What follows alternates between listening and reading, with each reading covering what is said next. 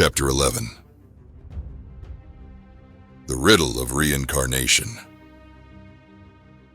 Right now, most people are not even able to handle what is happening in this life. So why do they want to dig into their previous lives? They don't know how to handle the thoughts, emotions, and relationships of this life. How will they handle the thoughts, emotions, and relationships of many lives? Taking on a new body. Immediately after conception, the physical body slowly starts developing within a woman's womb. But it is only like a nest. In nature, there are some birds who build the nests, but some other birds come and lay their eggs in them and make a life there. This is like that. Two people came together and started creating a body. Someone else who is ripe for that and is looking for a body comes and occupies it. Before that, the fetus was not a being, not because of the smallness of the body, but because it was not occupied. It was just a bundle of cells. After this, the other life occupies the womb, and this bundle of cells becomes a being. Maybe not yet a full person, but in many ways a person. Generally, the physical body in the womb is ready to be occupied after 40 days. Most of the time, I would say 99.9% of the time, life enters the womb and takes on a physical body between 40 to 48 days after conception. Sometimes, in rare cases, it may take a little longer. Certain beings who have become conscious beyond a certain point wait for the body to grow a little more in the womb. But they will not let any other life enter that womb either. When such things happen, it is very easy to know. I will not go into the details, because then people will start looking at every pregnant woman and check to see if she has an aware child or an unaware child.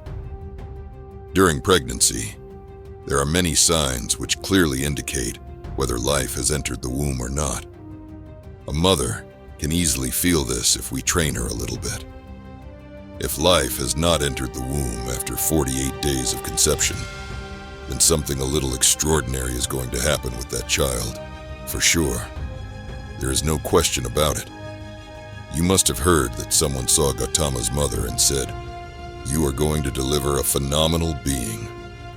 Such things can be foretold simply because someone may notice that life has not entered the womb after 48 days of conception, but a little later than that. That is the sign of a phenomenal being arriving. It is because of certain qualities that it guards the womb, but does not enter it. It will wait for the body to develop a little more, and only then enter. This sort of situation can leave a mother in a certain state of distress or a fundamental level of discomfort. This is not a physical lack of comfort, but a sort of existential anxiety. Between 45 to 65 days into the pregnancy, if you notice tears welling up for no particular reason beyond normal maternal emotions, or see flashes of bright blue color off and on, or dreams of snakes in a very benign way, this means a sage or a sorcerer or a great conqueror is on the way. When such signs are noticed, various processes to transform the yet-to-be-born are done. A sage or sorcerer or conqueror means a certain level of competence or capability. The difference is only of intent.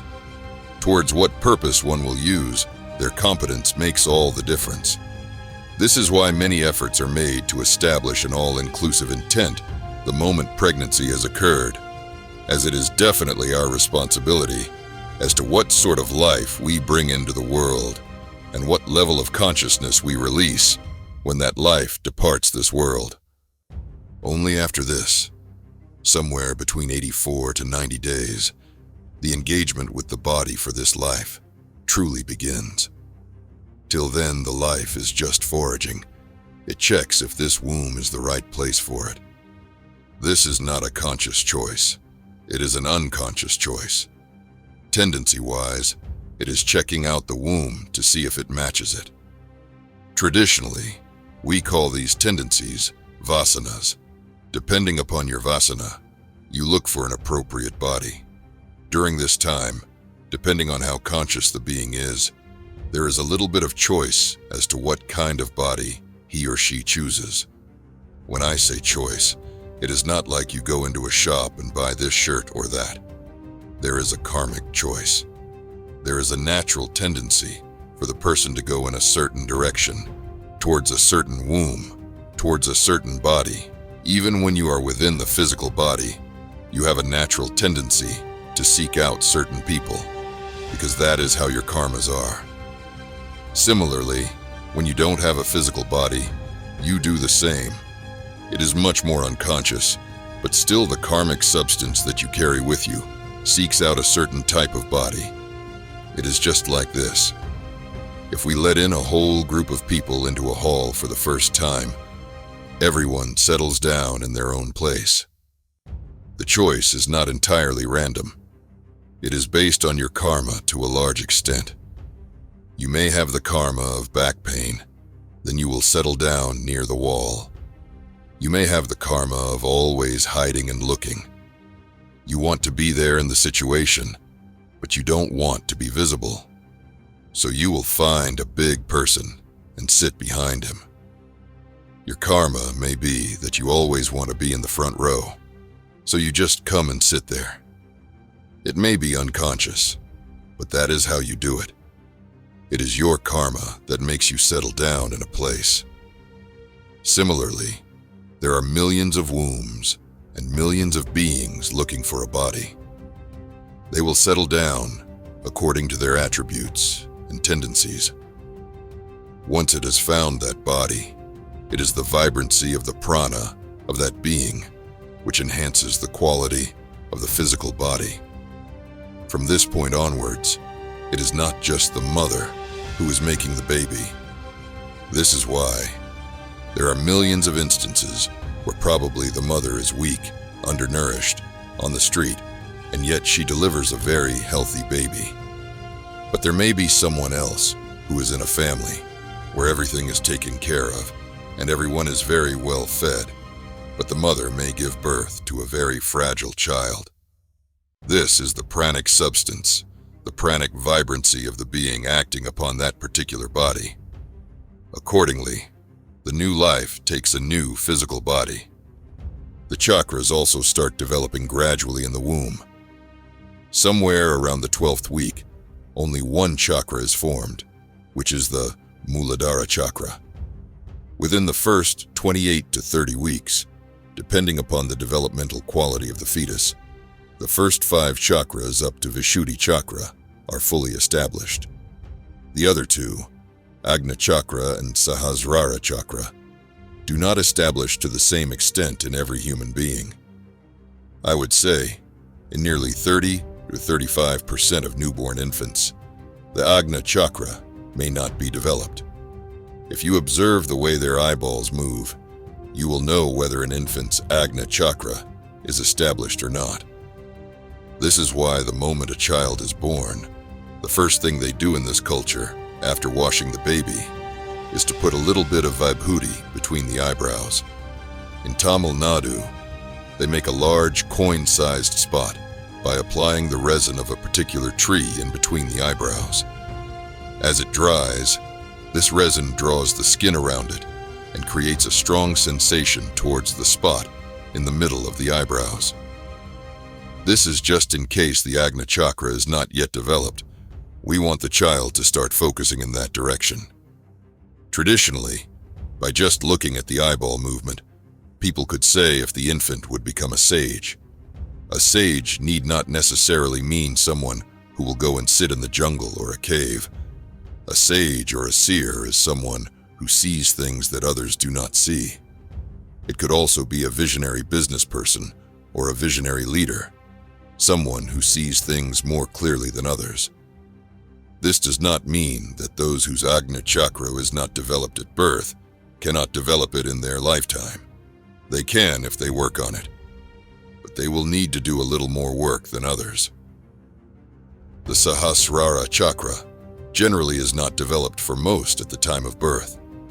That slowly evolves thereafter. As mentioned before, on the top of the head, There is a spot known as Brahmarandhra. Randhra is a Sanskrit word. It means a passage, like a small hole or a tunnel. This is the space in the body through which life descends into the fetus.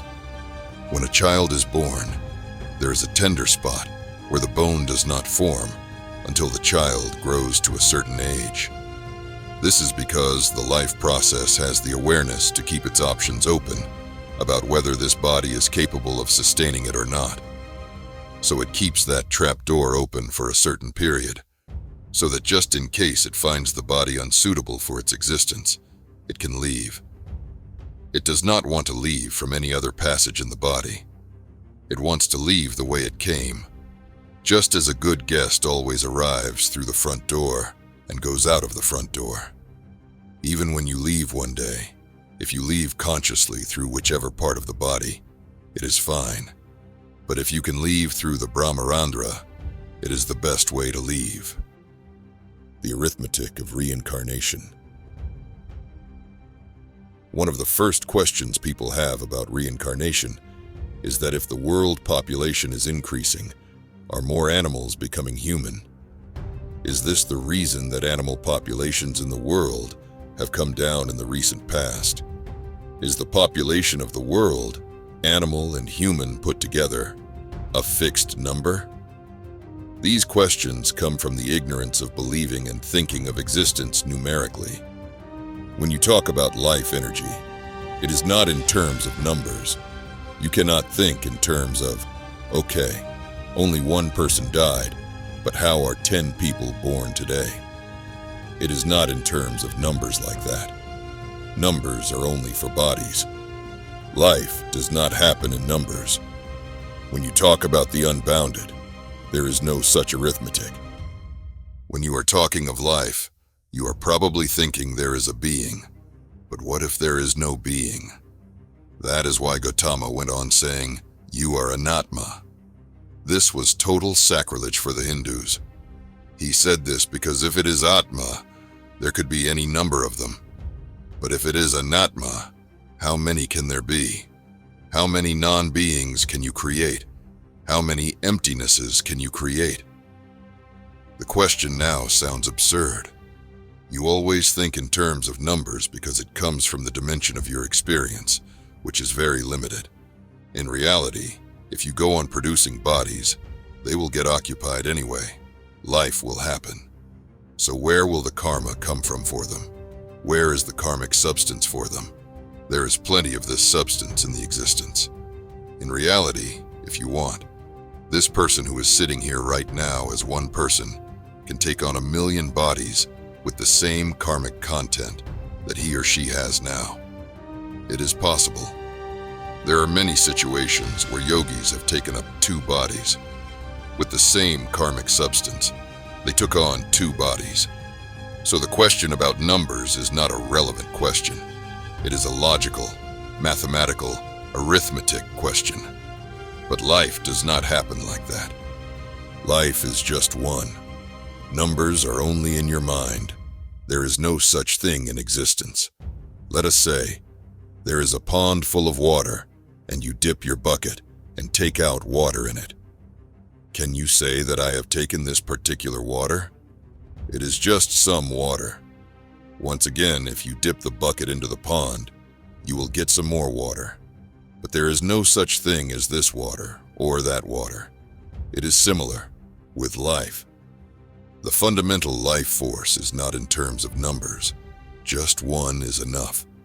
One can populate the whole population.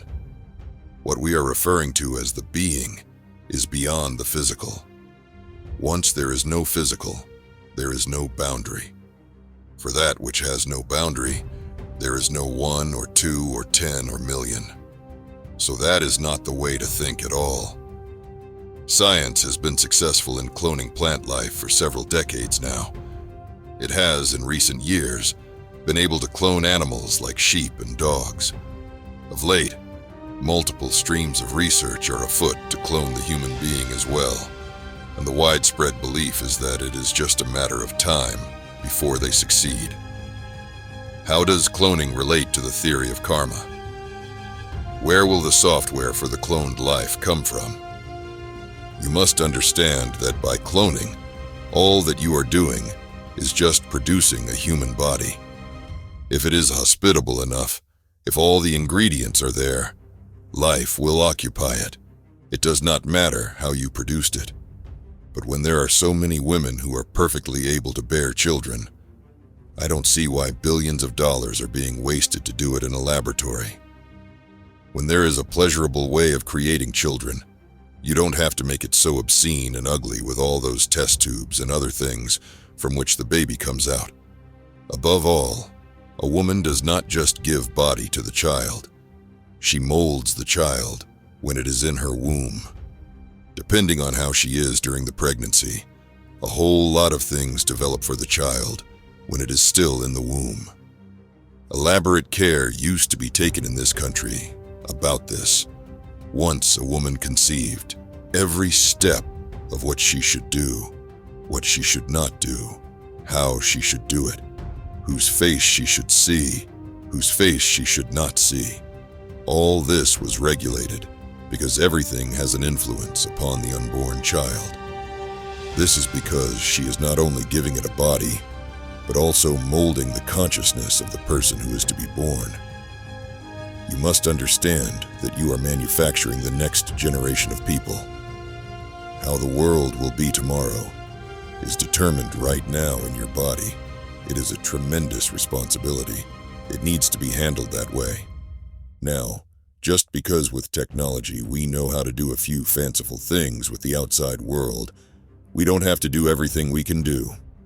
This is very juvenile. This is the source of destruction on this planet.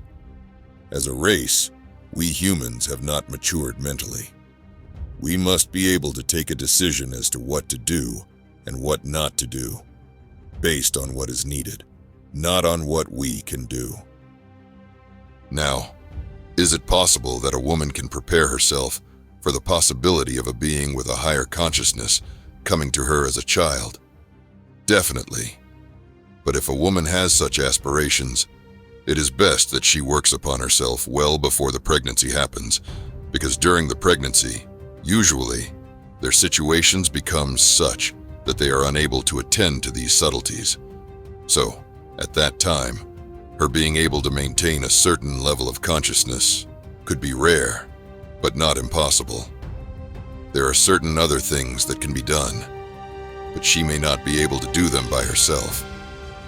If she seeks assistance from the right kind of source, it could be done for her. But in general, what she can do by herself is to become generally meditative.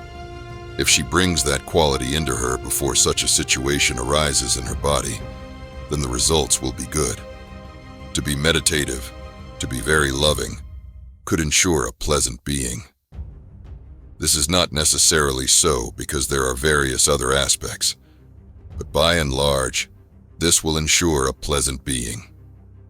Now, if you are thinking of producing an ideal being, yes, there are ways to do this. You can do things so that the best possible being will inhabit the small crucible of life that has begun to happen in your womb. For this, you have to go beyond the karmic substance or the karmic software that you carry within you and attract something that is of a different nature from who you are. This would take a completely different kind of work.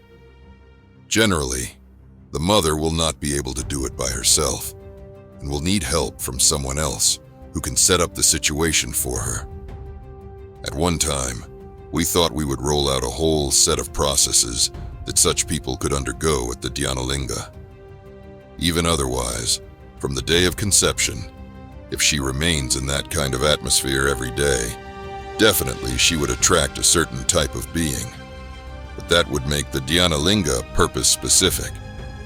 Otherwise, being in a consecrated atmosphere like that would attract a certain type of being. If we do something more, we could also bring down those kinds of beings who are unwilling to come down and be reborn, but are not fit enough to dissolve completely. These are beings who have transcended certain limitations in the disembodied state, where they are aware enough not to be driven by tendencies, yet are not free enough to burst the bubble and go. They have not attained to their ultimate liberation, but they have reached a certain point of freedom. Such beings can be brought down. There have also been situations where beings who don't belong to this realm have been brought down into human wombs. There are many conditions for this. If all those things are fulfilled, we can definitely ensure that certain kinds of beings get attracted. Past life recollection in children. There have been many recorded instances of children having clearly recollected their past lives. The descriptions and details provided by these children have even been verified by researchers in the past few decades. But the phenomenon is even more widespread than what these studies suggest. I would say at least 70–80% of the children below 3 to 6 months of age remember their past life, because the memory screens between lifetimes are not set up yet. Life is yet to decide how much to take on. It is still fluid. In that stage, it is the survival instinct which draws the child towards the mother. Otherwise, the child does not care a hoot who is who. If you observe them, you will see they will go with whoever is nice to them. It looks like he or she loves the mother. No, they do not care a hoot for anyone, because their personality has not been established yet. Only the survival instinct is keeping them oriented towards the mother's breast. They know that they have to go there. During this time, the memories of many lifetimes are playing within them in so many ways. Slowly, it consolidates. Breastfeeding is an important part of this. With breastfeeding, nature is trying to establish the child's memory cycle that this is where your life is. If a scientific study is conducted, it is possible that they find a correlation between breastfeeding and past life recollections in these infants. The screens may not be set up as rigidly for a child who is not breastfed as it is set up for a breastfed child. The screens may be a little more porous, and that could translate into unexplained levels of confusion in all matters of life. In this culture, among royalty particularly, they believed that when a child was born to a king, if he had to become a good king, he must be breastfed by 3 women. When the queen got pregnant, they would identify 2 other women who were in the same stage of pregnancy as her. When the prince was born, they would also ask those ladies to come and live in the palace. They would rotate the breastfeeding of the prince between the 3 of them. One reason was to ensure that he got the best nourishment. Another was to confuse him of his origins. A king should not have any attachment, even towards his mother or father, because otherwise he will not make a good king. So they always said a king's son must be breastfed by 3 women. People often ask me if a person will be born the same gender as in their previous life. It is not necessary. I have a very immediate experience of this in many different ways with quite a few people. There are people around me who are of a different gender now than what they were in an earlier life. What gender or form you take is determined by the type of longing that you create. This is determined by your tendencies. If someone's karmic tendency is extremely feminine, they will tend to become masculine in the body. If someone's tendency is extremely masculine, they will tend to become feminine in the body, because the meeting of the dualities has to happen. If the karmic tendencies are highly masculine, too masculine, and if it happens to find a masculine body, this will be a skewed person. Exploring past lives. In the spiritual communities, these past life connections are a big-time hallucination. I am sure even at the yoga center, many people go about talking like this. I was with Sadhguru in his past life, and the life before that, and so on. I keep saying that those who are here after their past life with me are failed candidates, so that they do not carry that as a badge. You were there then, and you missed the opportunity and wasted my life and effort. Now you are again here to trouble me. This is not a good state to be in. So will this knowledge of past lives not help me resolve the difficulties in my present relationships? Now, the only way you relate to anything from the past is through thoughts, emotions, experiences, and relationships. Whether it is in another body or this body, it does not matter. This is the way you remember. Let us say, you and I are constantly bickering about something right now. We can look back and see how in my past life you were bothering me. So now I am trying to bother you. Let us say, we found this out. What will we do? Probably, we will extend the bickering to another life. Really? Suppose it sheds light on all the horrible things you did to me in my last life. Will I become free from it? Or will I become more resolved about bothering you in this life? People say, life is also complicated. What is it that is complicated? Life by itself is not complicated. Only if you want to push the world in a certain direction, it could be a little complicated.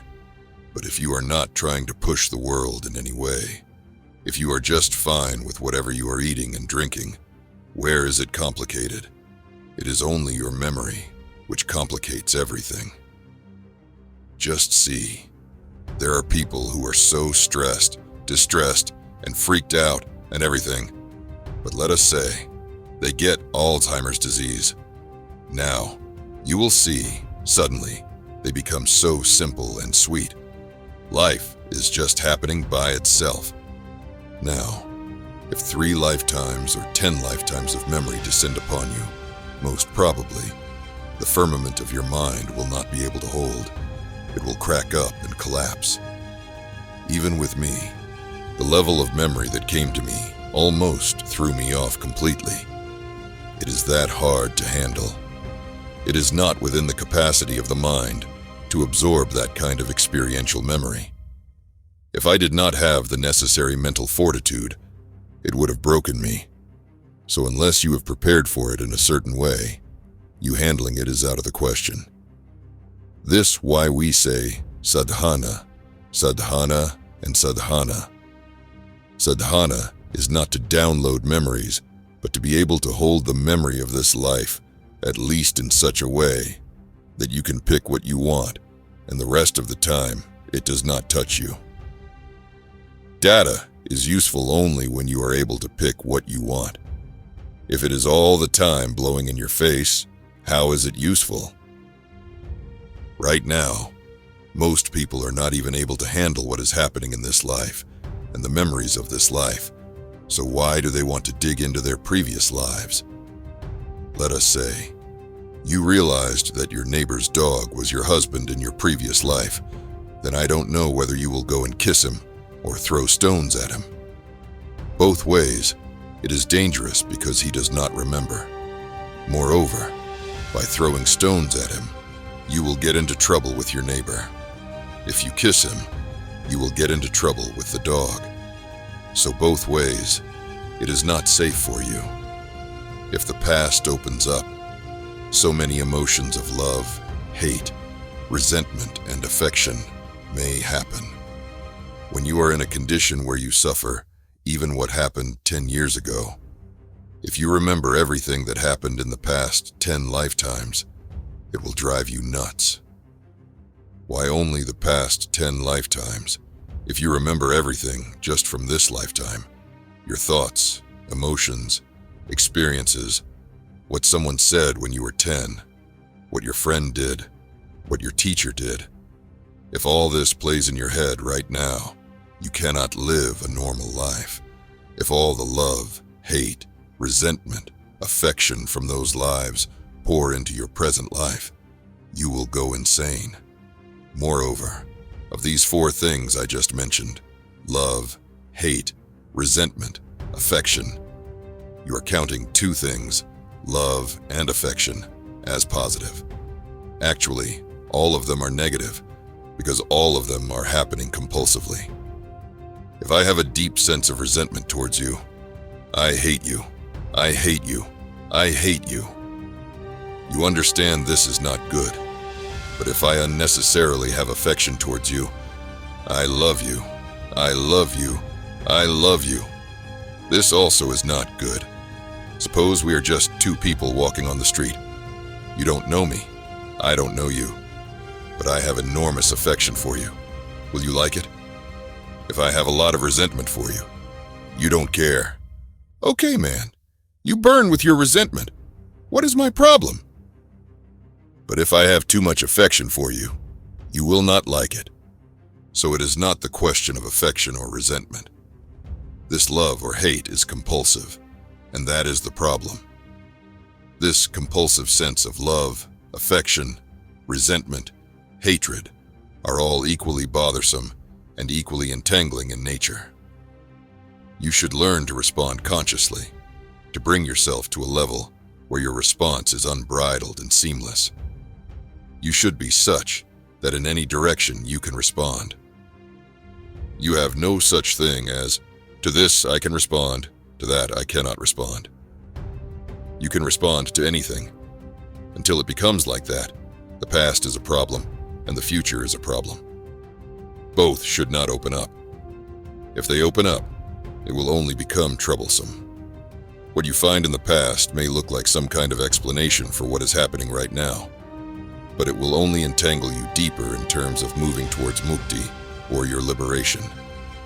Let us understand this. This mukti that we are talking of is not an invention of the Hindus. Mukti is the aspiration of this creature. This creature wants to become the creation. This is mukti. Instead of being a creature of the creation, it wants to become creation itself. It wants to merge. This is not a Hindu idea or an Indian idea. This is the way life is. We want life to progress with a very minimal number of impediments. In that context, both compulsive love and compulsive hate are problems. There is another way to look at it. Instead of calling it past lives and present life, look at it as different compartments of memory. That is all they are. Only because it is in your memory, it is coming out. It is not hanging out there in the sky. It is all there in the system. Suppose these compartments are breached, and suddenly your evolutionary memory opened up. It would create havoc in your life. No need to go that far.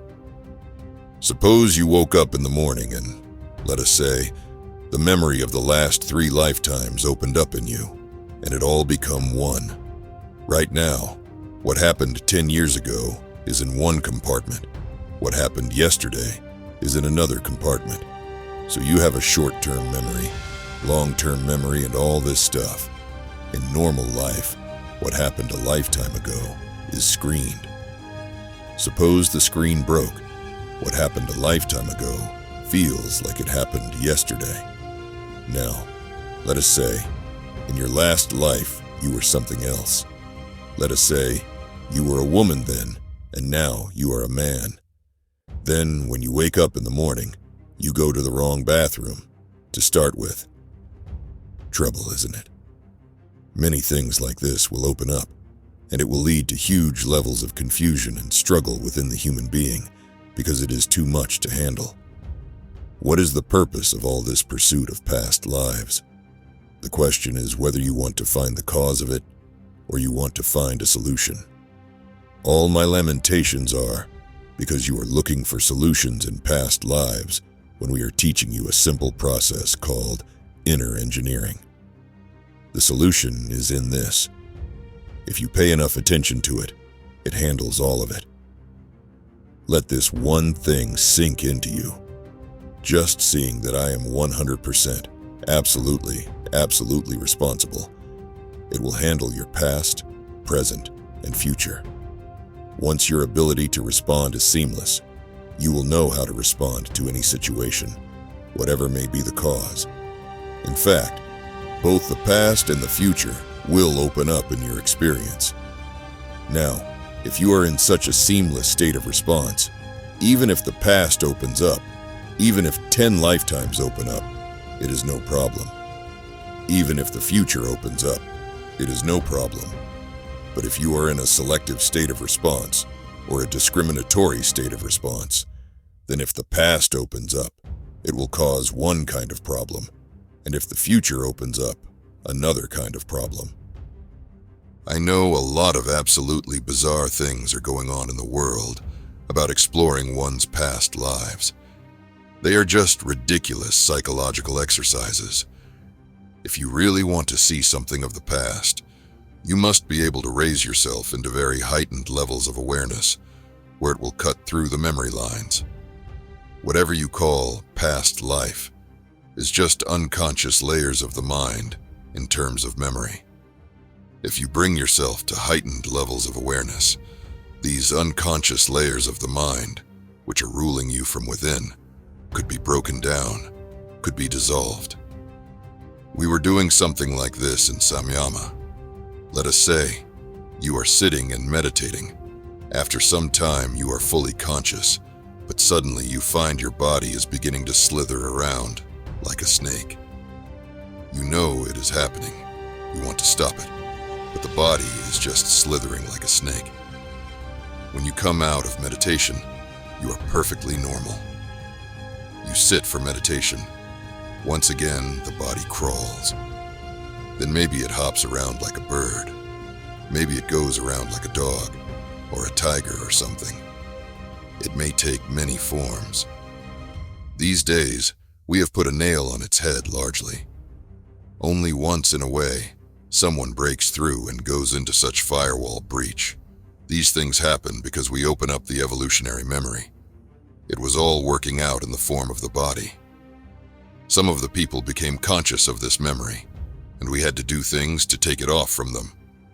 Suppose someone became conscious that they were a chimpanzee somewhere, or a fox, or a hyena. If this memory comes unknowingly, you will wake up in the morning and start making all kinds of noises. Can you deal with that?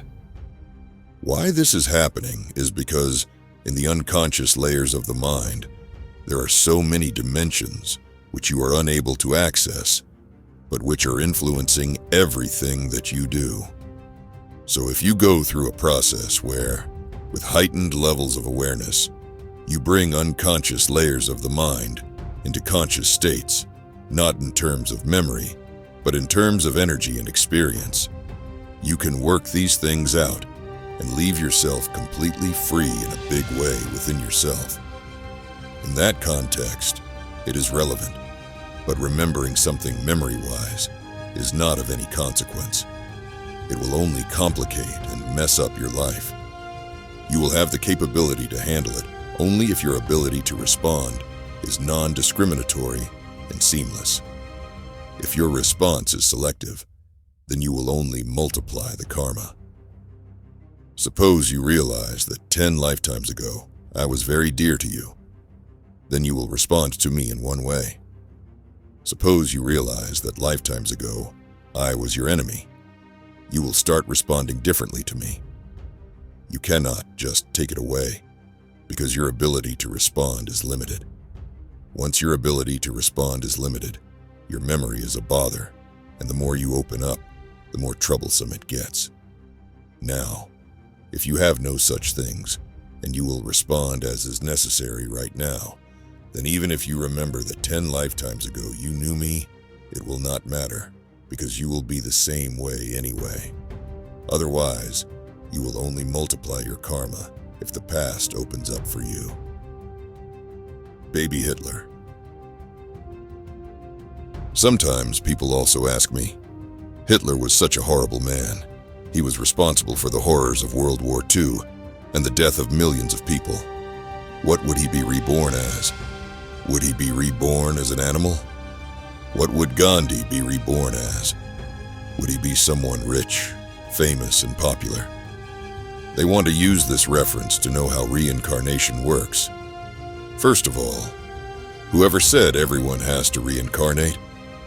Moreover, you may think you know a lot about their lives, but how the world knows them is not necessarily how they were within themselves. How they were within themselves existentially is what counts.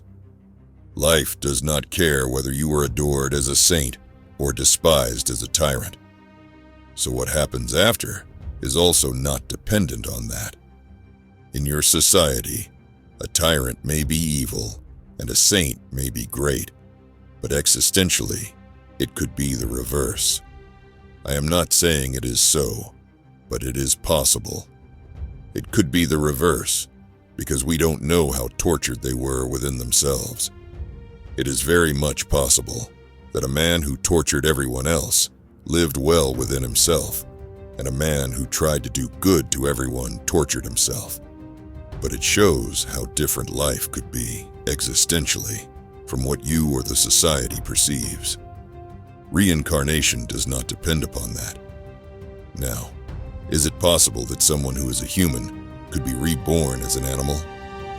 People have certain urges and desires. It is desire that becomes the karma. It is the volition, attitude towards life. Fundamentally, you can say it is desire. Right now, let us say, you have certain desires which are not fulfilled.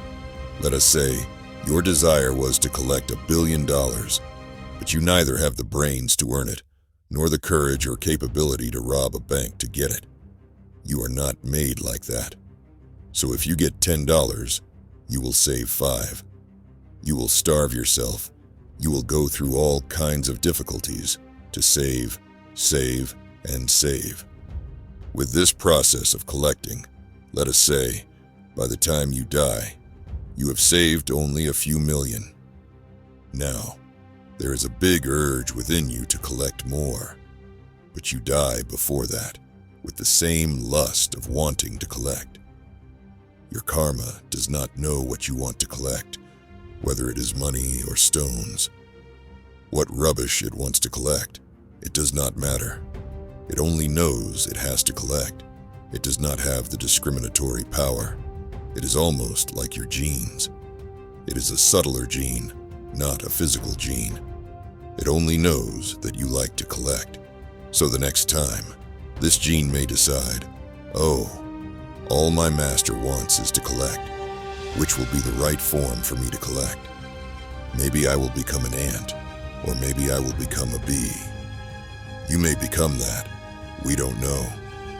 You collect the honey, someone else eats it. If a particular quality is very dominant in you, your karma will seek whatever kind of body and physical situation is best for you to fulfill that quality. Suppose your whole thing is to eat. You want to eat, and eat. Suppose you die without eating, unfulfilled, thinking of food even on your deathbed. The next time, you may come back as someone's pet pig and be really well fed. People think it is a punishment to come back as a pig. This is not a punishment for you. Nature is not thinking in terms of punishment or reward. Depending on your tendencies, whatever is unfulfilled within you, you get the kind of body that is best suited to fulfill those tendencies. It need not necessarily be an animal form. It may choose that kind of human form in that kind of situation, and in that kind of surroundings where it can be fulfilled. But it could be any which way. This is like a game of snakes and ladders. You go step by step, sometimes jumping, sometimes leaping, sometimes falling back. You climb one ladder, but as long as the snakes are there, it can swallow you and bring you back to square one. You climb up for a few days and again go back down. It just goes on. When you are on an active spiritual path, we give you a device with which you can strip off all the snakes. If you just take the responsibility, there will be no more snakes on your board. Then you cannot build any more karma. It is over. The moment you focus your whole attention on yourself, you will see you are the source of everything that is happening here. The moment this awareness comes into you, you cannot build any more karma. It is finished. Now, you have to handle only what is stored up. It is very simple. Otherwise, you will go on emptying from one side and filling from the other side. There is no end to it. So to maintain focus on your goal and create that longing, which is beyond all these limitations, is the best way to ensure that nature does not know what to do with you. When nature does not know what to do with you, it is good for you because you can work your things out very effortlessly. When nature knows what to do with you, you will get put in this chamber or that chamber, the male chamber or the female chamber or the pig chamber or the cockroach chamber or some other chamber. A body is just a chamber. So if you maintain that longing which is not for this or that, nature will not know what to do with you. It cannot push you this way or that way. It cannot make a decision on you. It gives you an advantage. That is the significance of equanimity. Couples for lifetimes. A husband and wife spend most of their lives together. They probably share more things between them than in any other relationship. For most people, the relationship between the husband and the wife is one of the deepest human relationships. So if anything lasts beyond death and is carried over to the next phase of life, then people expect this one relationship to be the best qualified to do so. This is also, to some extent, the basis of the adage that marriages are made in heaven. But in reality, is this true? Do husband and wife come together in the next lifetime too? These days in the West, people are constantly on the lookout for who their soulmate is. They keep searching, even after getting married several times. But in India, people want to know if they were married to their spouse in their previous life also. But what they are really asking is, how did I ever marry you? If such a question comes to you, then you must look at yourself as to what is happening with you. After many years of marriage, if you are still wondering, how did I ever marry you? You really need to look not at previous lives, but the life that you are now living. I think this was promoted hugely by the Indian cinema of the 1970s and 1980s, with all those songs about Janam Janam Kasathi, companion of many lifetimes, and all that. This is not so much a problem of today's generation. In today's movies, they are all thinking of relationships, their expiry date, and all that. If your pursuit for truth is guided by commercial cinema, then these things happen to you.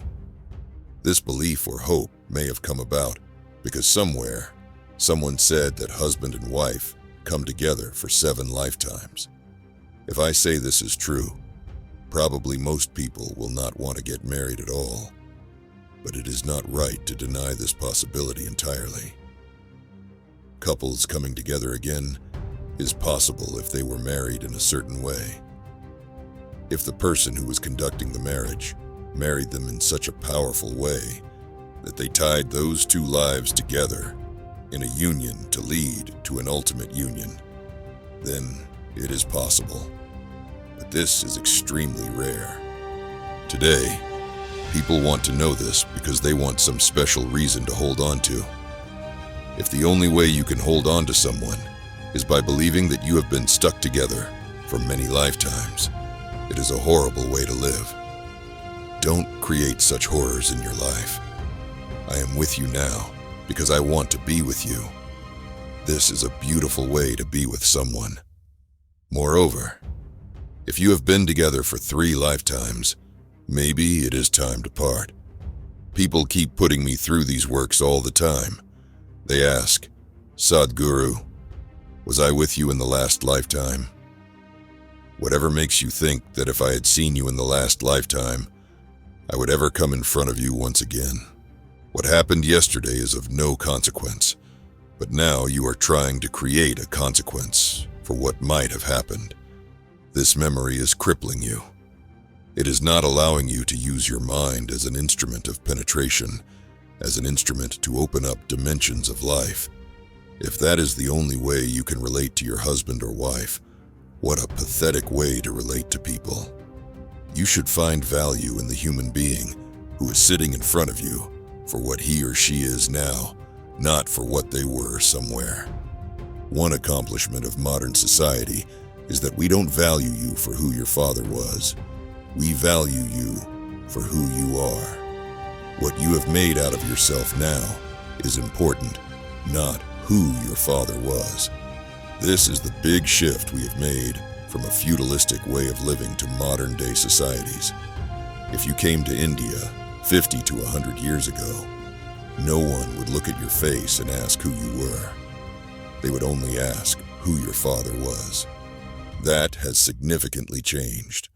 A little chaotic we are, but it is still quite a significant step. Now, asking what were you in your previous life is worse than asking who your father is.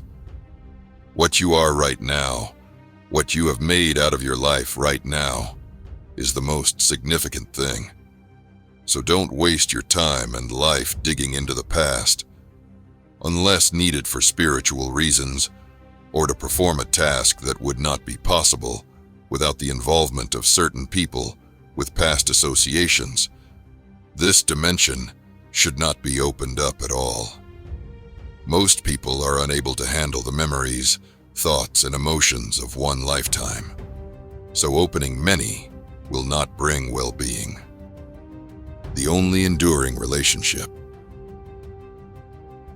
In spiritual lore, it is often said that if you have a guru in your life, then if you are born again, you will become the disciple of the same guru. So, in general, if other relationships do not continue across lifetimes, how is this an exception to the rule? Well, first of all, you need to understand what a relationship is and why there are human relationships. Now, you may have formed various types of relationships in your life for different purposes. Some are for your emotional needs, some for physical needs, some for financial needs, some for social needs, some for psychological needs, some for comfort, etc. In so many ways, you have formed relationships. Whatever kind of relationship you form, whether it is emotional, psychological, social, financial, or physical, fundamentally, it is concerned with the body. When the relationship is based in the body, when the body drops, the relationship just evaporates. That is the end of it. Only if a relationship transcends the physical limitations, then there is a possibility of this relationship extending beyond the limitations of the physical body. Such a relationship can extend beyond lifetimes or extend across lifetimes. Only when you in some way transcend the physical limitations, it can extend across lifetimes. When I say physical, I am referring to the mental structure also as physical, and the emotional structure also as physical. There have been husbands, wives, and lovers who have come together again for lifetimes because their love was so strong that it transcended the foundation of a need-based relationship. There could be a few examples of other relationships going beyond the physical limitations, but all these are very rare. Generally, it is only the master-disciple relationship which gets carried for lifetimes. All the other relationships come together for the convenience of the physical. Once it is over, it just breaks apart. Even if the disciple has no idea of the master's being, the master's business is only with the disciple's being. This relationship is always energy-based. It is not emotion-based. It is not mind-based, nor is it body-based. An energy-based relationship does not even realize whether the bodies have changed or not over lifetimes. It continues until the energy reaches dissolution. For the energy, there is no rebirth. It is only the body which is reborn. The energy just continues as one flow and accordingly carries the relationship. There are many people here with us at Isha who were connected with us in the past, but not all of them are connected in the master-disciple manner. Some are connected in some karmic way from close to 400 years ago too. It is not only those who supported us, but even those who persecuted us, who tormented us. They are also somehow mostly in Coimbatore today. All of them are not our meditators, but they are with us. It is like that. That is the way life functions. Now, why do all these people land up in one place? Do you know why the breeze is blowing in a particular direction and not the other way? The whole momentum of the wind in the world is just this. It moves from high pressure and high density spots to low pressure and low density spots. During the day, when the land gets heated up, the density becomes low. Wherever the density is low, the wind rushes in there. Then it cools, or sometimes even rains, and then that becomes high density, and the wind moves backwards. In nature, wherever there is emptiness, everything rushes there. This is so with karma also. When someone's karmic bag is empty, all those other bags of karma which have been one way or the other, connected to that for so many lifetimes, tend to move towards that direction, knowingly or unknowingly, mostly unknowingly, because for all of them, there is a possibility now. When one bag empties, every bag that is connected has the opportunity to become empty. But unless there is some spiritual significance to these things, we do not pay attention to the past connections. Most of them coming towards me is due to their past karma of another lifetime, not by conscious choice. Many times, their present mindset and arrangements of life that they have made are in confrontation with their helpless longing to be here. Many, after they fulfill their karmic role, are bewildered as to why they are here. Those who have earned something of the beyond here in this life will continue. Those who are here because of their old stock of food may, unfortunately, have to go. My commitment is only to fulfill the spiritual obligation, but I cannot always fulfill the emotional and social aspects of these enduring relationships. Life beyond 1,000 moons. People who die after the age of 84 years, or in other words, those who have witnessed more than 1008 full moons, will die a death that is very different from other kinds of deaths. Even if such a person has lived a stupid life, even if they never looked up to the sky when they were alive, such a person will not be reborn. Once we were visiting one of our neighbors in the United States. We had gone unannounced, so when we entered the gate, the neighbor came out with a shotgun to see who had come. He was a very elderly man, and it was a little strange to see him come out with a shotgun. So I asked him, "Why do you bring a shotgun to check who has come? Do you have a lot of enemies?" He just shrugged and said, "No, all the buggers are dead." So if you just live long enough, you can even score over your enemies. This is like that.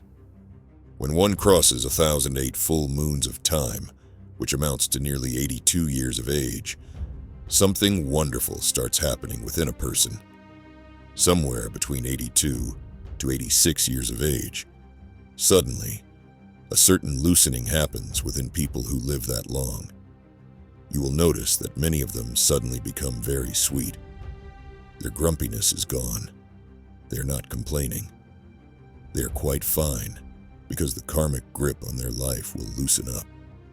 This process reaches a substantial level of maturity when one crosses 84 years of age.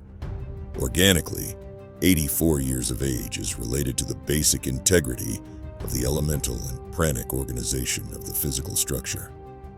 Crossing these milestones, healthfully and consciously, always leads to an unusual sense of wisdom and balance in an individual, which is essentially the consequence of obliterating the illusion of life and death. The physicality of our birth is a conspiracy hatched between the moon and the earth. Our very birth is rooted in the menstrual cycles of our mother, and that cycle is linked to the lunar cycles.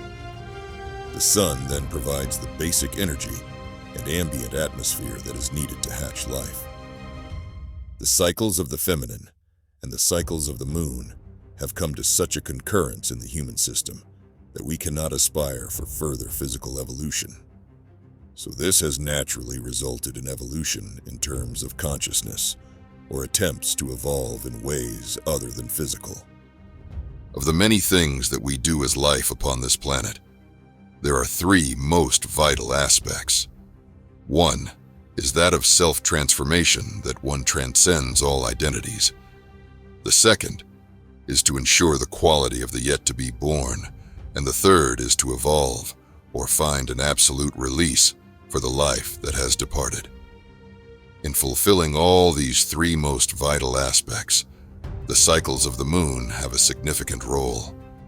If we utilize the full moon and new moon situations with some understanding, we need not be swimming against the current.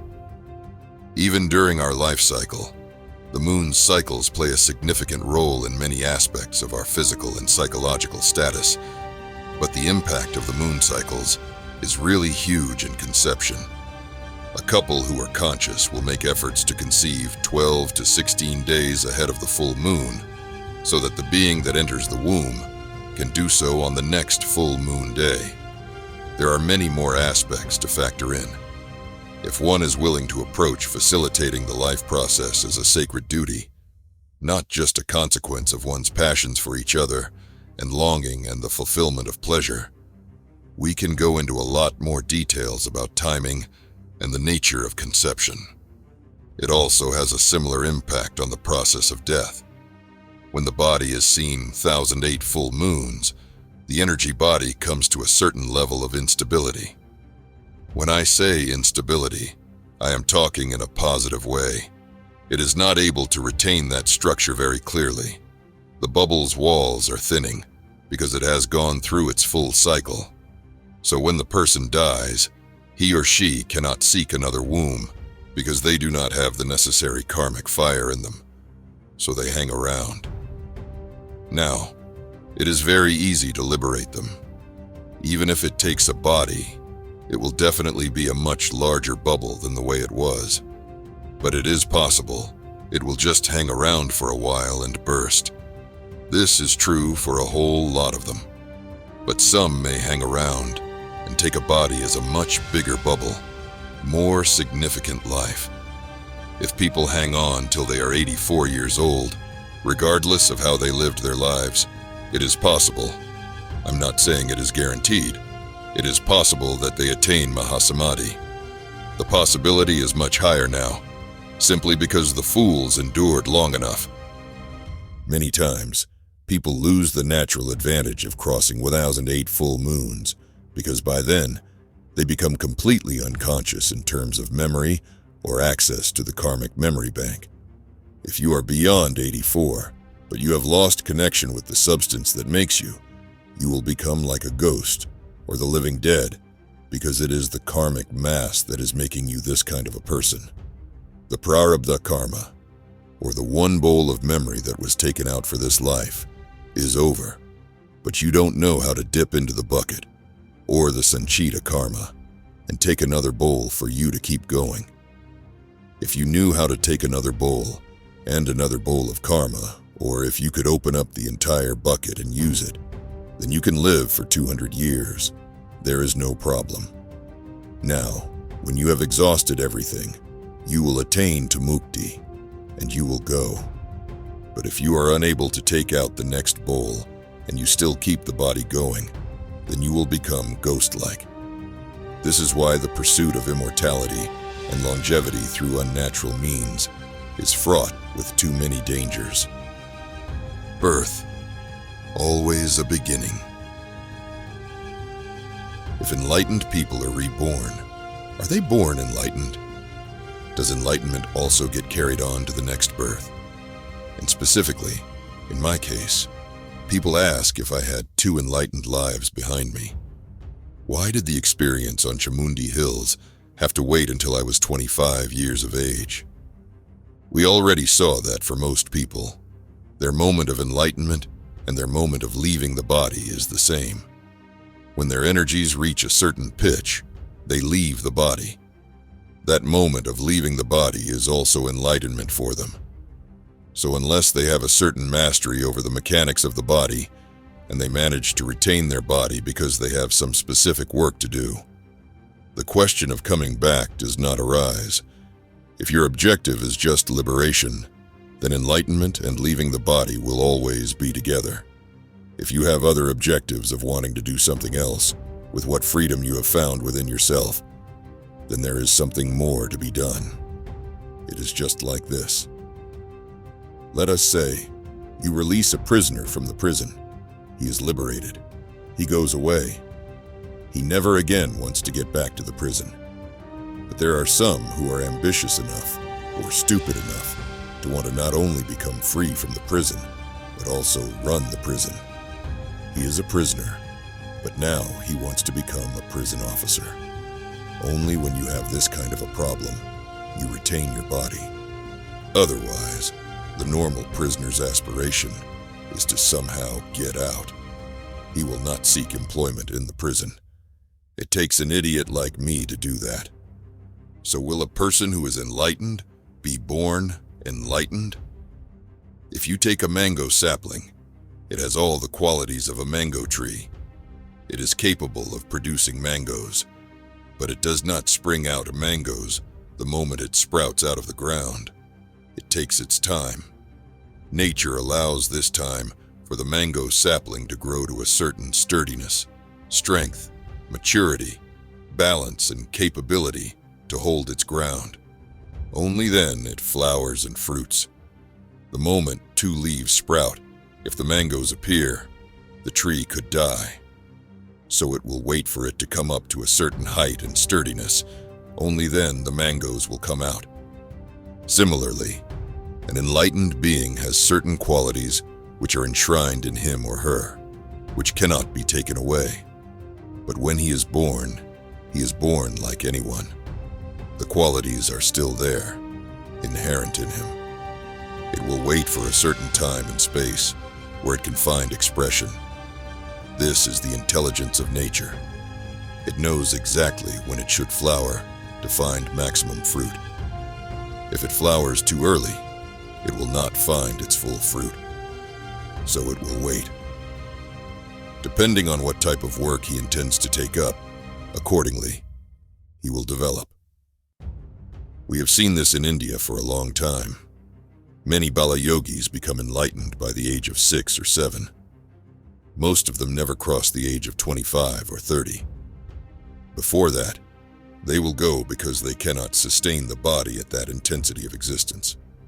So if nature gives sufficient space that the mind, body, and emotions develop and mature in a certain way before the dimension becomes alive in that person, they can hold it much better. This is true of me also. Although there was an experience of living an enlightened life for 2 lifetimes, I still had to wait until the age of 25 before the reminder hit me. This is because the very reason why this body was taken this time was fundamentally for the consecration of the Dhyanalinga. For this, it is not just enlightenment. You need a perfect body in many ways. When I say perfect, I am not referring to athletic perfection, but a perfect body in terms of management of your energies and what you can do with it. This is not possible in a child. When I look back at those 25 years, the way activity happened in my life, the kind of activity that happened, it all occurred in perfect progression for my purpose. Everything happened in such a way that everything that was necessary for the development of this body and this mind and stabilizing my emotions naturally happened as a process of living. For example, at the age of 12, though I was someone who was wild, playing, climbing trees, trekking, and doing things like this, the best yoga teacher that was available in southern India came to me and somehow inspired me to learn yogic practices. And without a single word or thought, I just took it on. Some 12 years later, big things happened to me. So this process of when it should happen is nature's intelligence. You never question nature's intelligence because your intelligence is too small to question the intelligence of nature. Whatever happens naturally is always right. There is no question about it. It is just that your short-term goals and objectives may not be in tune with what is happening, so you struggle with it. But in the real sense, it cannot be wrong. It always moves in the right direction, because nature does not decide things with thoughts and emotion. It just decides things as per your tendencies. This is not a thought. With thought, you can always make a mistake, but with tendencies, there can be no mistake. See, today you may think something is the right thing to do, but tomorrow, if you just start thinking in the opposite direction, at the end of that day, you can clearly come to a conclusion that this is not the best thing to do. This is the nature of thought. With thought, you can always make a mistake as it functions with very limited data, and most of the thoughts are just a mistake. But nature operates out of tendencies. A mango tree does not think how to produce a mango. Its tendency is like that. It just moves in that direction and just does what it has to do, and everything happens at the right moment. In my youth, I was not a person who was drawn towards spirituality, but at that time in my life, simply, accidentally, here and there, I just began to meet people on the spiritual path. At that time, just like that, things fell into place because the tendencies were slowly coming to the surface, and the necessary support to manifest that also came. So for an enlightened being who is reborn, it depends on what type of work that person has as an objective for his life. Accordingly, at the right time, things will happen. Enlightenment is about going beyond individuality and becoming available to universality. The rebirth of lamas. One group of people who give a lot of importance to the reincarnation of masters is the Tibetans. You must understand that Tibetan lamas are basically tantrics in the upper Himalayan regions who converted to Buddhism. Theirs is a tantric culture. Nepal is a country full of tantra. 4. It has 5 temples to do tantric rituals and processes. The Buddhist monks from India went out to Tibet like aggressive missionaries at that time and converted large populations. The underlying tantric culture remained, but they became Buddhists. They replaced their idols, but the basic tantric culture remained. So Tibetan culture became a mixture of Buddhism and the tantric way of life. Actually, the two are diametrically opposite. Tantra is full of rituals, but Gautama and rituals just cannot go together. Gautama's main work was to destroy all rituals and make life meditative. Today, Tibetan Buddhists are ritualistic Buddhists. They practice rituals that are more elaborate than Hindu rituals. Some people in that culture were definitely capable of consciously determining their reincarnation and such things, and some masters chose to come back over and over again. Apparently, in some cases, there are records where the same person came back for up to 30 lifetimes. Generally, before such a person died, he would say, "In my next life, I will be born here with these signs. You please come and recognize me." So they would go in search of him wherever in the world he may be and get the child back into the monastery. But not all masters do this. Many of them simply dissolve and disappear. But over time, this prediction of reincarnation and identifying the reincarnation all became a compulsive culture. Let us say, it happened in a particular monastery that a master died, and on the 11th day after his death, he happened to communicate in some way about his reincarnation. Now, slowly, over time, they made it a tradition that whenever a master or a senior monk died, he would also reincarnate in a particular way. If nothing like that happened, you either had to admit that the master was not an evolved being, or you just had to create a miracle and carry on the legend. Usually, people chose to create a miracle because they could not let the reputation of the monastery run into the ground. So it became a tradition. It is unfortunate that the world is sold on these miracles. The tragedy of a living spiritual process turning into a dead tradition is not isolated to any one geography or group. This has been the unfortunate reality in too many cultures. The effort to keep it as a live process and not a lifeless tradition is the challenge that all spiritual processes need to strive for. Tibetan Buddhism has produced many wonderful masters, and the value of that is immense. Padmasambhava, who in many ways is the key to that tradition, walked around with a trident and 2 wives. People refer to him as Tibetan Shiva, definitely not a Buddhist monk of a tradition. My past lifetimes. There are any number of my lifetimes which are there in my memory, but I don't pay attention to any of that. I have a piece of life in Zambia, for example, but I pay attention only to that which has been spiritually significant in some way. The rest of it is of no consequence. There are many things around me today which are a legacy of my past, but I have carried only those things which are of spiritual significance. Who my mother was, who my father was, who my brothers were, who my sisters were, who my children were in all those past lives, I can pursue them very easily, but I will not. I've not even paid any attention to them. Only those who were with me in spirit, not in flesh or blood, I nurture them. Those who were with me in flesh and blood, I leave them to the earth, because it is to the earth that they belong. In that sense, I consider only my last 4 lifetimes significant. Bilva. In the early 1600s, there lived a young man in a small village, the present-day city of Raigarh, in the central Indian state of Chhattisgarh. His name was Bilva.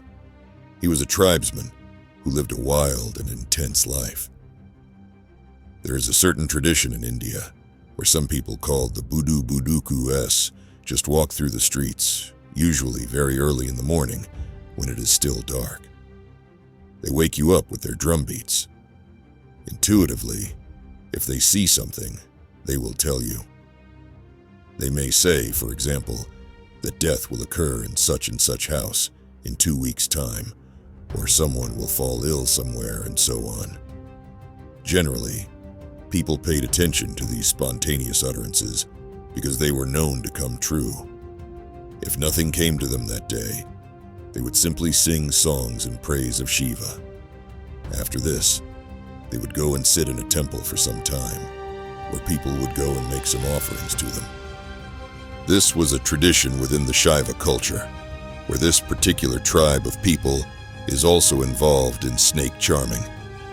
Snakes and Shiva are deeply connected. Bilva belonged to a tribe like that.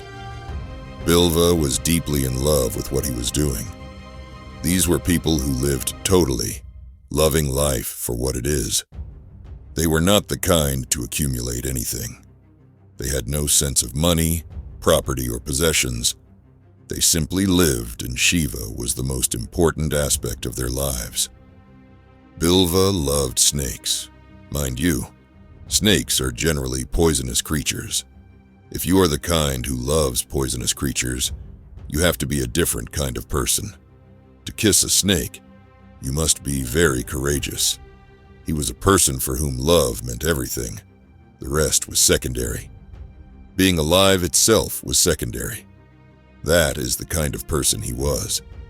He was someone who could not fit into the social structure and was looked upon as a rebel. For one of the many rebellious acts he did, not respecting the prevalent caste distinction, he was put to death at a very young age by a cobra's bite while he was tied to a tree. At that time, you could not really call him a spiritual person. He was a devotee of Shiva. But during those last few moments of his life, he watched his breath. There was nothing else he could do, and breath watching just happened. The cobra's venom entered his body, and his breathing became very labored. Death was just a few minutes away.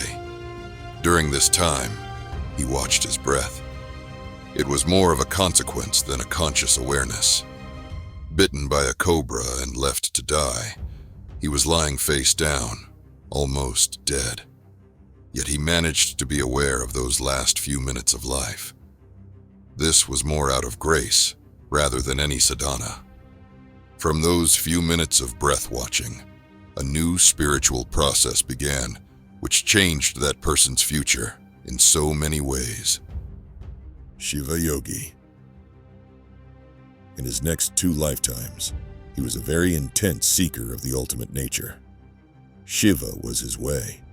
Both the times he was known as Shiva Yogi.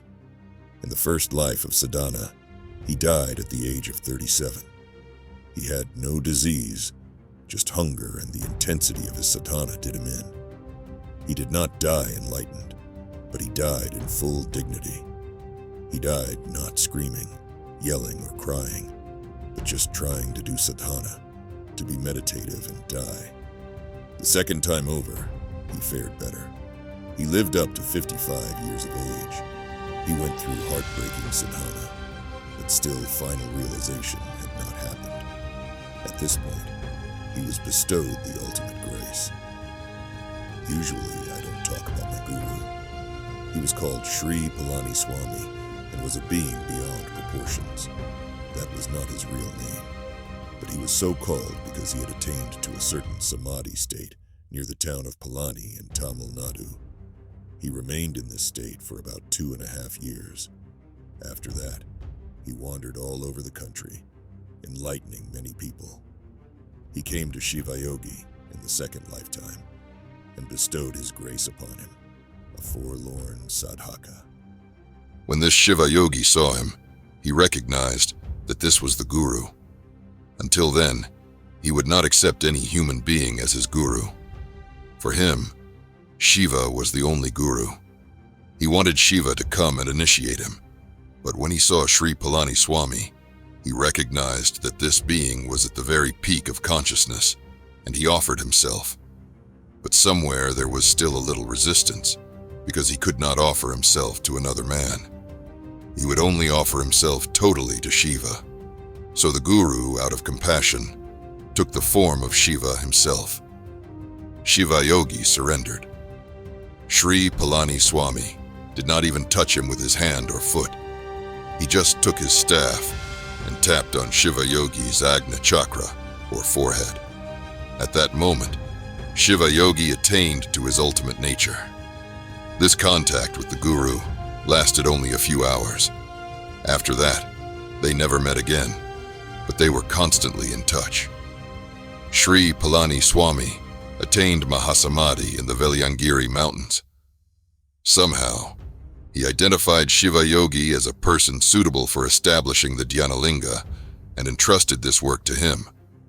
Not in speech, not in words, but wordlessly, he communicated the immense technology needed to consecrate the Dhyanalinga. So Shiva Yogi began working towards establishing the Dhyanalinga. He was not able to fulfill his guru's vision in that lifetime because of limited resources and lack of support. So the rest of his time in that lifetime, he spent mostly with his eyes closed. Sadguru Sri Brahma. To continue the work of creating the Dhyanalinga, Shiva Yogi came back as Sadguru Sri Brahma. He started the work towards this in Tamil Nadu. He traveled extensively in the state and established several small institutions, but his work on the Dhyanalinga was centered around Coimbatore. Here he faced a lot of social resistance from people. As the Dhyanalinga is the highest manifestation of the divine, it includes all aspects and manifestations of life. So consecrating it involved men and women in very intense processes. If a man and woman sit together, people can only think of one thing. So a lot of resistance came up, and he was literally hounded out of the place. He became very angry that he could not fulfill his guru's will, and left Coimbatore in great fury, as if on fire. Those were the worst times in Sadguru Sri Brahma's life, but in many ways, the best came out at that time. After lifetimes of sadhana, and then fired by a phenomenal grace of the guru, he was quite sure that what he set out to do would happen. But he burned with fury when it was robbed away from him by very ordinary and mediocre people whom he had underestimated. He realized that the power of ignorance is never to be underestimated. It is very powerful, and the world is ruled by it most of the time. You think your knowledge, your fire, your enlightenment will do things, but the enlightened are always an individual. The ignorant are in masses. There is a huge power to that. He did not do the cold calculations necessary to work in the world, not because he was incapable of it. He did not do it simply because he thought his fire and his knowing would carry. But that is not how the world always works. The material aspect of the world, the human beings of different kinds, need to be handled as it is fit. Otherwise, it will not work. And this is a wonderful lesson for everyone. A lesson I have not forgotten even for a moment in my life. Even if you carry the divine light within you, there will still be darkness behind you. So unless you have created a lot of small lights behind you, you need to constantly turn back and check what is happening. Sadhguru Sri Brahma was alone. There were people here and there that he had lit up, but he did not like anyone following him. So he was alone.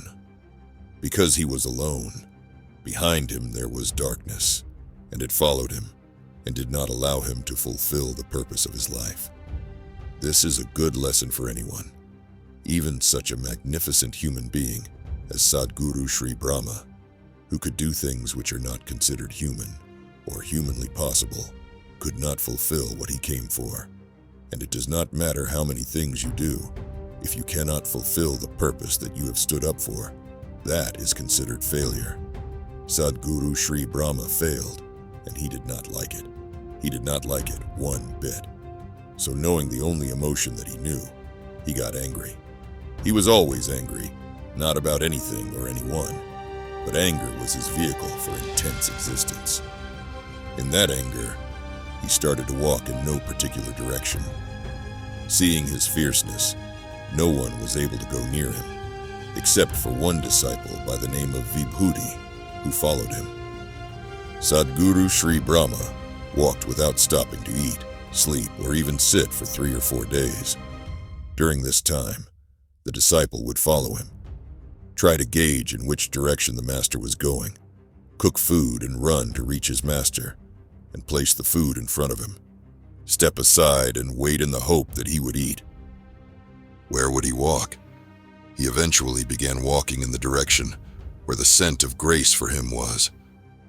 So he walked towards the town of Kadapa, in the state of Andhra Pradesh. Initially, when he set out, he did not even think where he was going. He was just walking blindly to cool his head a bit.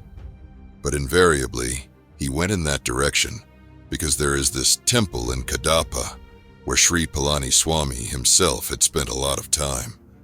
Probably it was reconsecrated by him. So Sadhguru Sri Brahma went in that direction. When he finally reached the temple in Kadapa, his anger had still not subsided. Even after 4 or 5 months, he was still angry. No one could go near Sadhguru Sri Brahma and his disciple. It is not that they did anything or harmed anyone, but they were so fierce, fiercer than wild animals. Even if they were only sitting, no one wanted to go near them. Within a few days, all the priests in the temple left, as they could not stay there because of the intensity of that being. Sadhguru Sri Brahma knew that he did not have much time. He knew that because of certain karmic limitations, he would have to leave his body within the next 2 years. When his head got a little cooler, and when he was able to put down the shame and resentment of failure a little bit, he settled down to make some very cold calculations. From being a fiery, exuberant, don't care a devil kind of yogi, he came down to being a cold calculation, a highly pragmatic, controlled fire. He sat with his disciple and plotted how to make the Dhyanalinga happen in the next life. Many things were decided there. Who should be involved in the consecration process, where they should be born, in which womb, how and at what time. He plotted every aspect that would be needed and determined solutions for many issues that could impede. Sadguru Sri Brahma even decided what kind of a person he should be born as, how his physical body and state of mind should be. Everything was created right there. The fundamental blueprint for the Dhyanalinga was made in that Kadapa temple. Sadguru Sri Brahma then came back to Coimbatore for the last time. He was heading up the Veliangiri mountains, which also contained his guru's samadhi. There were many people gathered at the foothills that day. To them, he declared, "This one will be back." He ascended the mountain for the last time. Now, Sadguru Sri Brahma was supercharged with failure, and, having been unable to fulfill his guru's will, he executed an extremely rare feat of exiting through the 7 chakras all at once. He was one of the very few masters who had mastery over all the 7 chakras and was referred to as Chakreshwara. He was only 42 years old at the time. He did this phenomenally rare thing as a preparation for the consecration of the Dhyanalinga. Though he knew his failure was that of mismanagement of social situations, he was ascertaining for himself that it was not a lapse of his own ability. Exiting the body through all the 7 chakras meant this person had complete mastery over all the 114 chakras. It is because of that mastery that now we can have people blowing up everywhere with intense experiences like explosions. He chose the peaks of Veliangiri mountains for this incredible feat. As his guru's samadhi was in these mountains, it was the lap of his master. Thus, he assured himself that the next time around, there would be no failure or mishit. Even today, the place where he attained samadhi and shed his body exists. It is very vibrant. It pulsates with energy. People who go there can feel it and experience it. The quality of this place at the top of the 7th hill, just at the edge of the mountain where chilly wild winds blow constantly, says everything about this man. That is where he felt most comfortable. It is a very powerful spot. If you are a meditator, if you are a little sensitive, when you go there, you will go crazy. It is like that because he left with a certain purpose. He has a certain purpose to fulfill, so he left in a particular way. It is not just about liberation and dissolution. He used his energies and even his death for the future establishment or manifestation of how he wanted to be. Before Sadguru Sri Brahma shed the body, he made one more futile attempt to achieve the work he had started. A certain yogi in central India had left his body at the age of 26. He was a Bala yogi who had attained self-realization at the age of 11. This yogi spent about 3.5 years in samadhi. When he came out, he was eager to share his experience, but he only found 5 or 6 disciples to impart it to. Even they were not sincere enough, so he got angry and he left his body. Sadguru Sri Brahma immediately took hold of this Bala yogi's body and tried to fulfill his purpose through it. He did this because he had no patience to be born again and go through the process of life all over again. For a few months, Sadguru Sri Brahma was in 2 different physical bodies at the same time. In this attempt to create the Dhyanalinga, he gathered a few disciples around him and tried working with them with tremendous intensity because the time span available was very limited.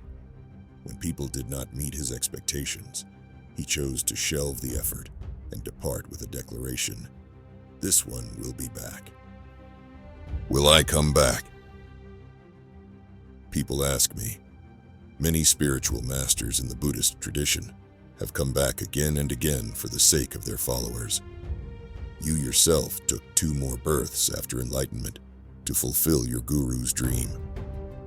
So will you be coming back again, just for one last time, in case we do not make it this time? Let me confirm this to you once again. I'm not coming back for sure, because my expiry date is long over. Some people who are a little more perceptive clearly see that I don't even exist. This actually happened. Every year we take a large group of Isha meditators to the Himalayas, and Tapovan is one of the places they visit. That year, for some reason, I stayed back at Gomukh. I did not accompany them to Tapovan. In Tapovan, there is a lady called Bengali Ma. She has been living there for many years. She asked our meditators, "Who are you people? Where are you coming from?" They said, "We are Isha meditators, and we have come with our guru." She said, "Can I see his picture?" So they pulled out a picture of mine and showed it to her. She looked at it and said, "Oh, he is wonderful, but he is gone, long time ago." They said, No, he has come with us. He is walking with us." She said, "No way, he is gone." So these people came back to Gomukh. They thought that during the time they went up, I was gone. They were a little terrified when they saw me, and then they told me what happened. I thought I had covered myself pretty well, but if she was able to see it, obviously, it was not well enough. I am real, or I have made myself more real than most people are. But from the account books of humanity, I am gone a long time ago. This gives me much freedom though, but stretching it one more time is not a proper thing to do. Even this time, it happened only because I got tangled up with the project of the consecration of the Dhyanalinga.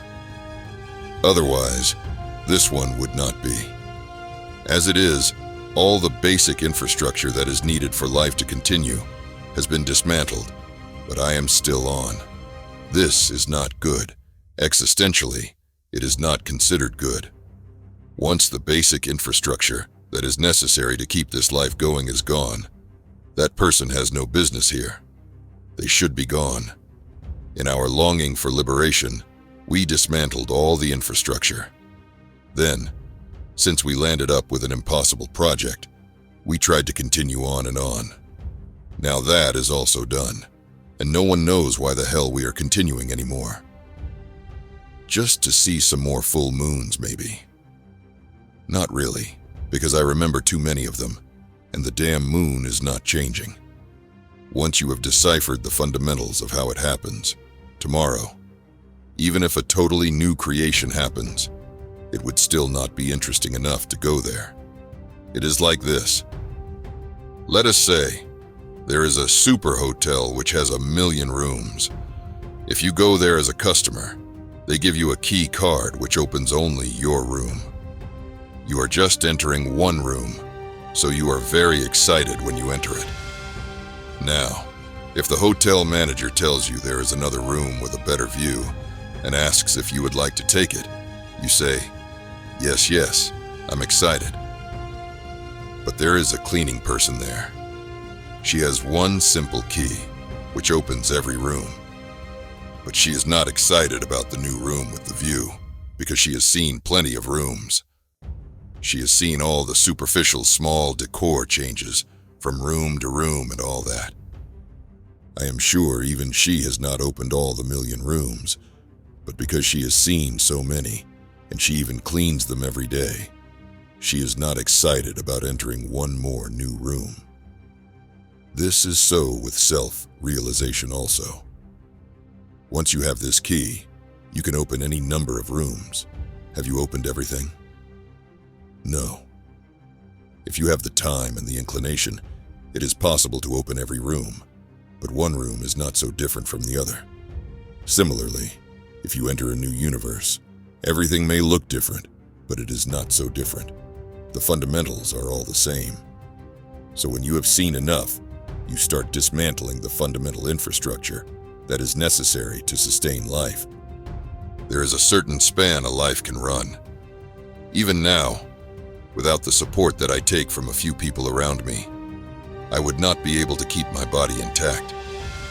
I am doing fine, but without a little bit of support around me, it would not be possible to maintain the integrity of my body at all, because it is well past its expiry date. Besides, technology-wise, me coming back is crude technology. We are establishing a slightly better way of doing things. Moreover, it is very wrong to think that if this person is not there, what will happen. This happened when Kamaraj VI was the chief minister of Tamil Nadu. You should know that most of the infrastructure that you see in the state were all done during his time. We are still enjoying what he did. Once Kamaraj was touring the state when he was the chief minister. He was somewhere near Madurai. It was some village, and they had just transferred a police sub-inspector from there. That officer had been there for a few years, and he had bonded well with the people and done many things for them. So he was a very popular sub-inspector, and the people were very agitated by his transfer. In India, it is very rare that people love a policeman.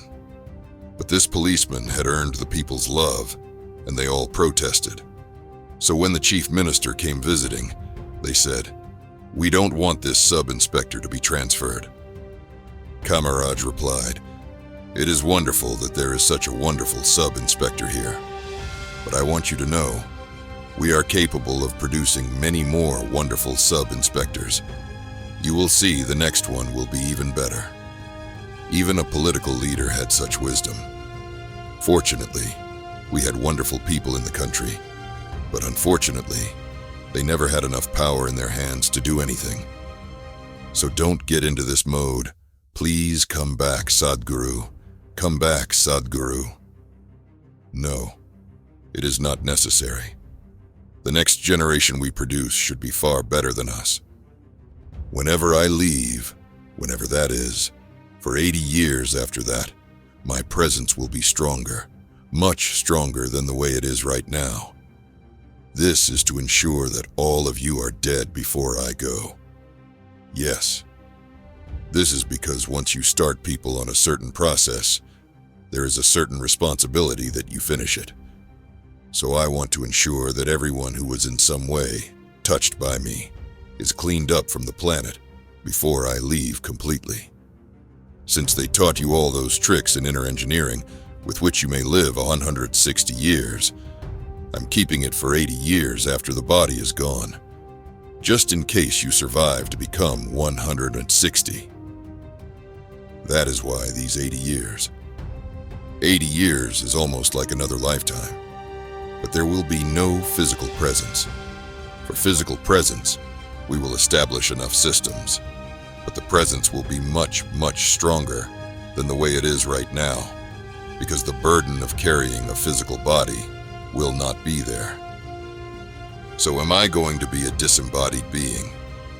Obviously, if my body is buried or burned, I will be disembodied, if you want to call it that. But the body is on many different layers. What you pick up from the planet, you have to put back. The rest of the body, to put it in modern terminology, is more like a software. The software still stays on a minimal platform. Right now, it is on a solid, physical platform. If this platform goes away, it will stay in a very minimal platform. It will not take another physical platform. This will be far more efficient than being in a physical platform because of various things. So why not stay forever? There is no such thing as forever, long or short. If it is needed, one can hang on and do that kind of thing. But it is not needed because we have set up a more sophisticated arrangement for that purpose. We will come out with many more spiritual processes which can be transmitted to the masses without much preparation. It is still a pure method, not some fake stuff. Right now, I thought it is not relevant to do that because I am still around. I can do the mass processes more intricately. I adjust a very intricate process to a particular mass that is there and make things happen. It is still very much possible for us to do it that way, but mass processes will slowly roll out of this after some time because that will be long-term insurance. Above all, there is the Dhyanalinga. So there is really no need to hang on forever. Why do you care? You will be dead and gone anyway.